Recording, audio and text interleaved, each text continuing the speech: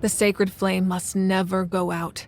Not only does it strike fear in the abyss, but it's also the pillar of Natlan's stability. So until our heroes are ready, I will sacrifice my power to keep it burning. But that can only last so long. I think we should focus on the remaining ancient name-bearers. Don't let desperation cloud your judgment.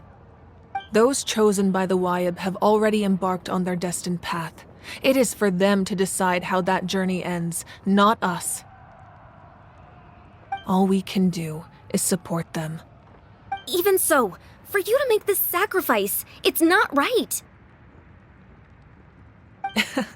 If not me, then who? No other is capable of sustaining the sacred flame. I possess great strength, but I'm not above my people. This is part of my duty.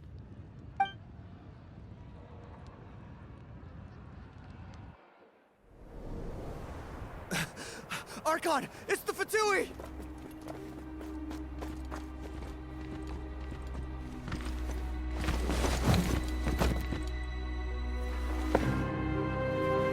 The Archon of Natlan. A force to be reckoned with. The secret of the ley lines is no secret to me. Long have they been destined for ruin. And since the oath made 5 centuries ago remains unfulfilled, what use is the Gnosis in your hands? I don't know what you mean. But it sounds like this is about more than the Tsaritsa. In times of crisis, someone must pick up the mantle of salvation. Your plan has reached an impasse, and now it falls to me to create new rules for Natlan. But before the dawn of a new age, the old must be destroyed.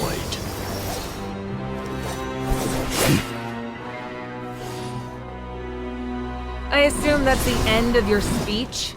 Good. People like us, let our blades do the talking!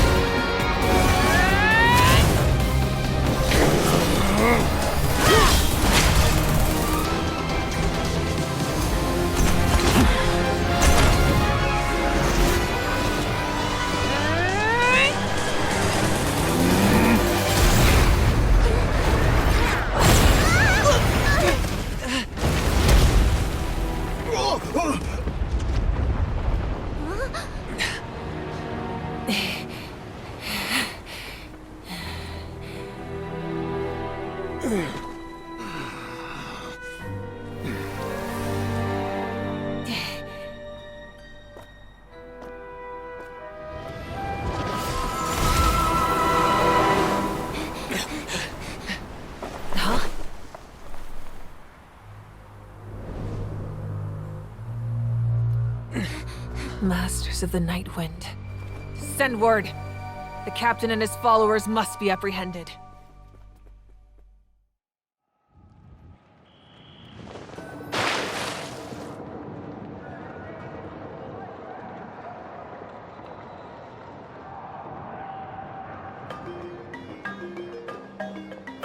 Are you alright, Archon?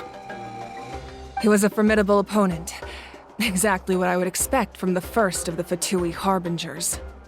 I never imagined someone could match you in combat. If the Tsaritsa sent him here, why would he bring up what happened 5 centuries ago? Yeah. And how much does he know about Natlan?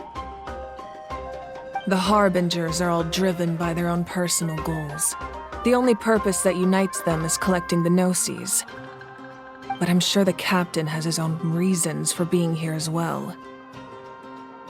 Whatever his motive, we should shift our focus to the Fatui. If they attack again, and we're not prepared, we're done for.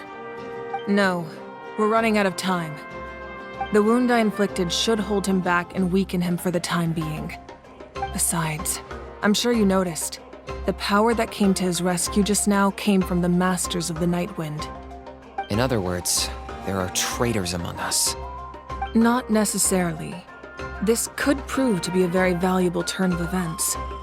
When we exchanged final blows, I sensed an unusual presence within him. I'll need to investigate further. Kanich, go to the Masters of the Nightwind and look into who could have aided the captain. Speak to Sitlali. She should know.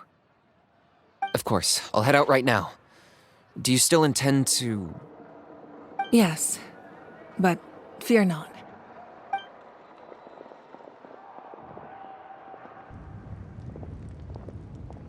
Natlan's strength has never rested solely in its Archon.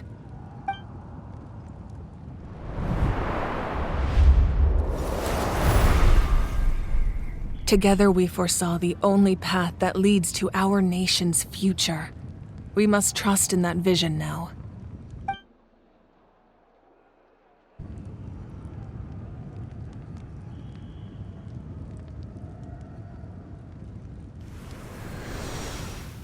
Is everything okay, Archon?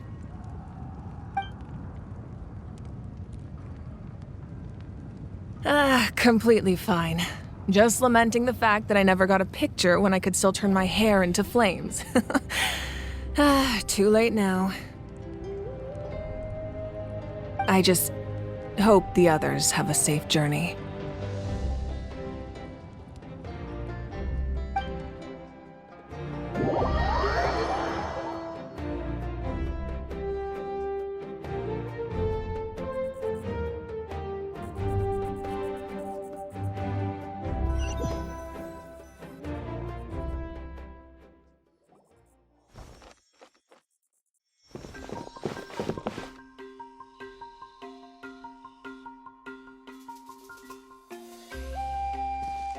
What's happening at the stadium?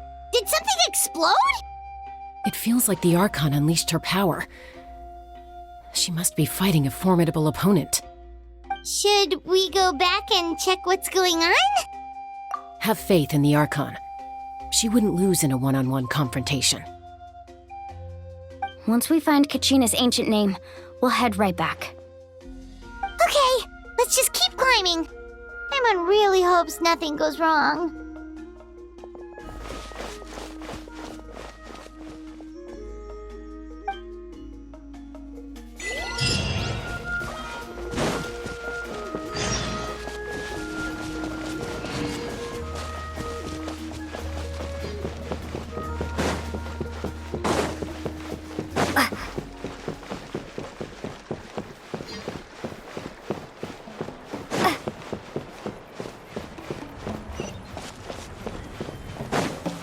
What can you tell us about the Scions of the Canopy? The tribespeople are very adventurous. Oh, kinda like us then! I'm not so sure. You don't strike me as the type to enjoy danger. The Scions of the Canopy are a bunch of thrill seekers. They love extreme sports like rock climbing, rappelling, volcano parkour, or even bungee jumping without a rope while a Yunkasaur stands at the edge and uses its tongue to catch them. Sound like something you'd be interested in? Okay, that does sound different from our usual adventures. Paimon's not doing any of that. She can just cheer you on from the sidelines.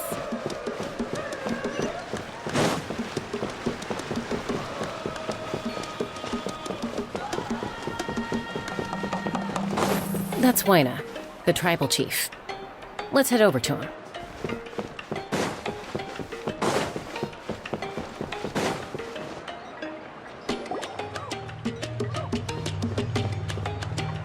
Chaska. Nice to see you again, Waina. I'm afraid we don't have time for pleasantries, so I'll get right to it. We're here for the Spirit Speaker Stone. Whoa, hold on a second. At least tell me why you need it first. My friend Kachina is trapped within the Night Kingdom. We need the stone to find her ancient name and rescue her. Rescue her? From the Night Kingdom? That's right. I'm sorry, but someone needs to tell you what you don't want to hear. Going there, a mature warrior would never make such a foolish decision.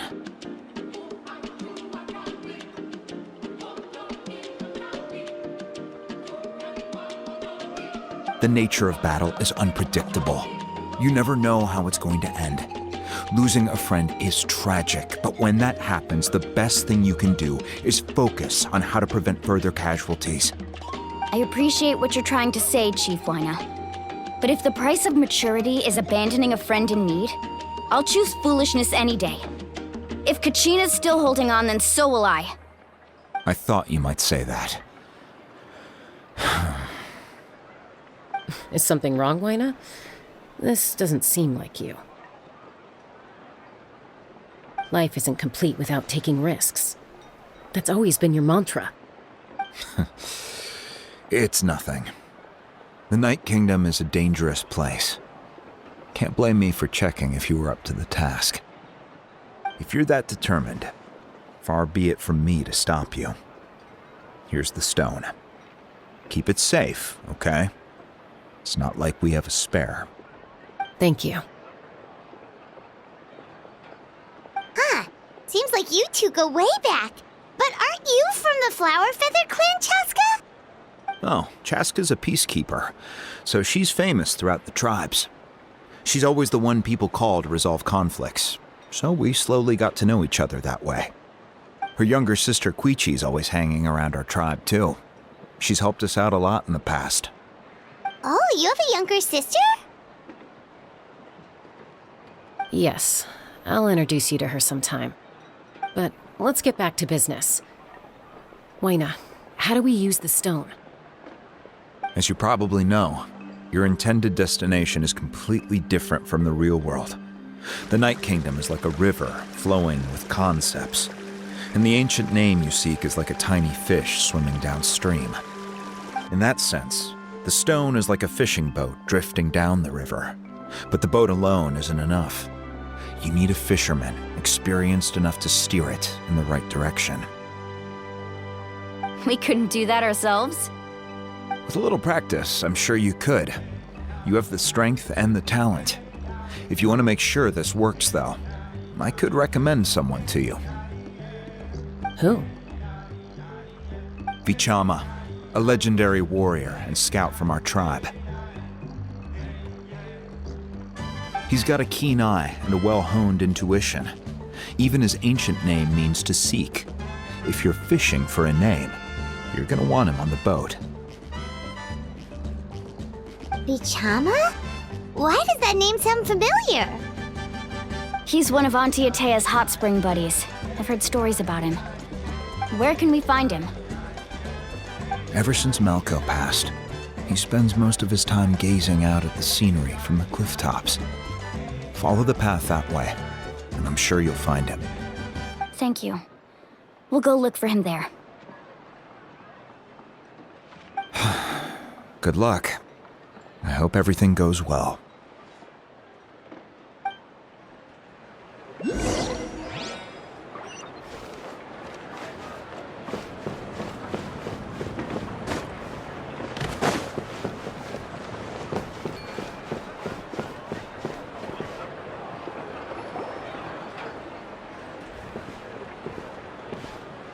Someone admiring the scenery from the cliff tops. Ah! That must be him! Hello there, are you Vichama? That's me. Did you need something?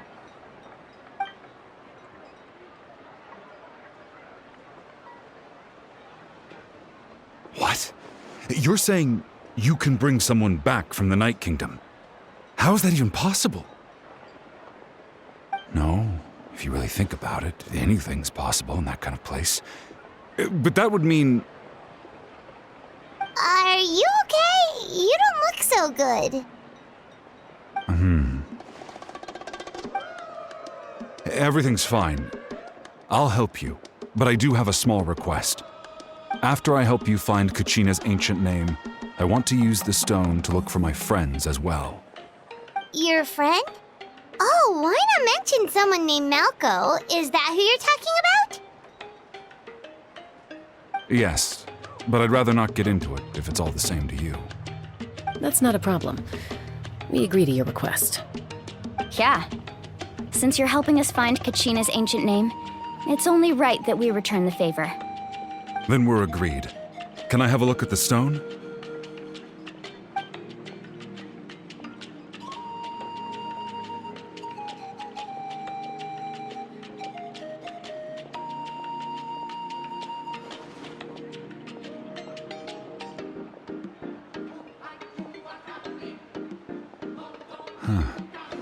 I see. From what I can tell, it functions almost like an abyssal pylon. Both connect the Night Kingdom to the living world. Once the connection is established, the abyss will come surging through the opening like a predator honing in on the scent of blood. So we have to be sure not to use it in a tribal settlement. Wow, you got all that just from looking at it? I just picked up on the basics, really. I still have no idea why it works. You said someone named Lali invented this. They must be a genius. I'll go find an open area and start setting things up. In the meantime, I need you to get 2 things for me. We'll go right away. What do you need? First, I'll need some hook ropes. Pretty much every store around here carries them, so no need to go anywhere special. Oh, and I need to build a net out of them, so make sure you get a good amount. Wait, are you saying you're going to use a real net to catch Kachina's ancient name? How does that work when one's tangible and one's not? By creating something tangible in our world, like a net, we can create a connection to a corresponding concept in the Night Kingdom. Basically, I'm going to use the concept of a net to catch something equally intangible, an ancient name. Oh, I see. What about the second thing you needed? Right. I need 2 chunks of obsidian. Once we bring the ancient names into our world, we'll need a place to store them. Normally, you can only get obsidian from the Children of Echoes, but I heard there's a traveling merchant from that tribe around here somewhere, so maybe you can try your luck there. Gotcha! All right, let's split up. See that clearing? Let's meet over there when you're done. Oh, and you can send someone with me if you want. In case you're worried I might take the stone for myself. What do you think, Chaska? There's no need. Lena spoke highly of you. That means you're trustworthy. I appreciate it, even though that doesn't mean much to me anymore. Anyway, it'll take some time to set everything up, so no need to rush. I'll see you in a bit.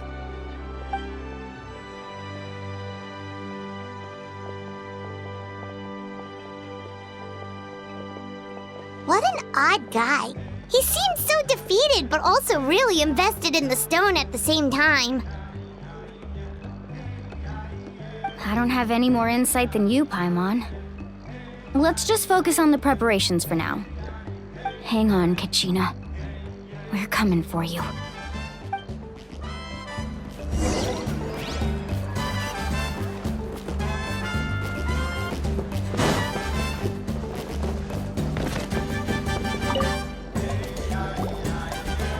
Hello.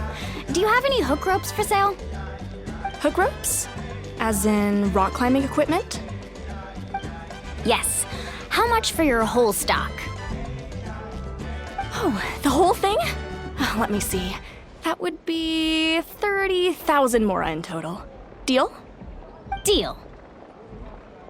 Wait, really? What, you want me to drive down the price? We just need these as fast as possible. Thanks. Oh, no problem at all. I'll even pass along some information on the house. These ropes are usually used by rock climbing enthusiasts. If you want to learn, Roka's the person you want to ask. All right, that's everything. Here you go. Now we need the obsidian. Let's go talk to the traveling merchant Vichama mentioned.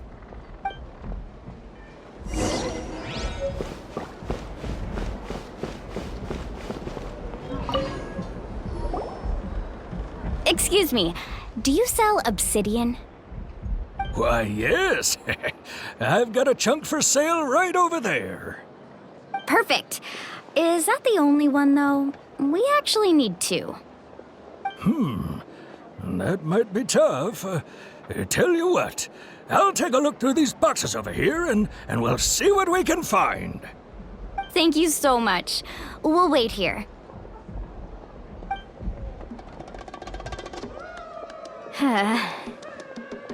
Relax. Everything's going according to plan. I know, it's just... I could tell Vichama feels the same way about his friend that I do about Kachina. I hope this chunk of obsidian isn't the only one. Kachina always carries all sorts of shiny stones with her. If I was the one trapped in the Night Kingdom, she'd have a whole pile of obsidian ready in a heartbeat. Well, would you look at that? I did bring an extra. Here you go, young lady. How does it look? Perfect! Thank you. How much do I owe you? If you hadn't shown up, these stones would have just sat here collecting dust. I'll take 3,000 mora for both. Here you go. By the way, I heard you mention Vichama just now. You running an errand for him, then? How's he doing? Malco's been gone for 5 years now. It's about time he started to move forward. Do you know what happened between them? I heard about it in passing while I was out drinking one night, but I don't know all the details.